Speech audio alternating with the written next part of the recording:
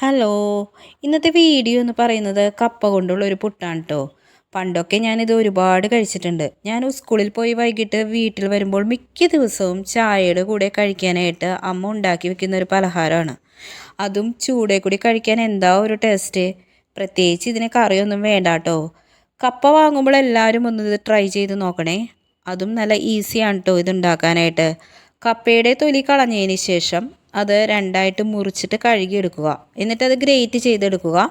എന്നിട്ട് നല്ല വെള്ളം ഒഴിച്ച് ഒന്ന് പിഴിഞ്ഞെടുക്കുക. പിഴിഞ്ഞെടുത്തതിന് ശേഷം ചിരകിയ തേങ്ങയും ഉപ്പും കുറച്ച് അരിപ്പൊടിയും ചേർത്ത് കൊടുക്കുക. അരിപ്പൊടി ഇട്ടില്ലെങ്കിലും കുഴപ്പമില്ല കേട്ടോ. ഇഷ്ടമുണ്ടെങ്കിൽ മാത്രം ചേർത്താൽ മതി. എന്നിട്ട് പുട്ടിന് കുഴയ്ക്കുന്നത് പോലെ കുഴച്ചെടുക്കുക.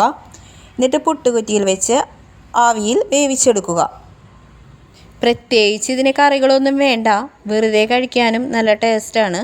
പക്ഷേ അന്ന് എൻ്റെ വീട്ടിൽ ചിക്കൻ കറി വെച്ചിട്ടുണ്ടായിരുന്നു. അപ്പോൾ ഞാൻ കരുതി ചിക്കൻ കറി കൂട്ടി കഴിക്കാമെന്ന്. അങ്ങനെ ആവിയിൽ പറക്കുന്ന പുട്ടും ചിക്കൻ കറിയും എടുത്തു. ചിക്കൻ കറിയിൽ ഏറ്റവും ഇഷ്ടം എന്താണെന്ന് വെച്ചാൽ എനിക്ക് ചിക്കൻ്റെ കരളാണ് കേട്ടോ. അപ്പോൾ ഞാൻ ചിക്കൻ്റെ കരളും കുറച്ച് ചിക്കൻ പീസുമാണ് എടുത്തത്.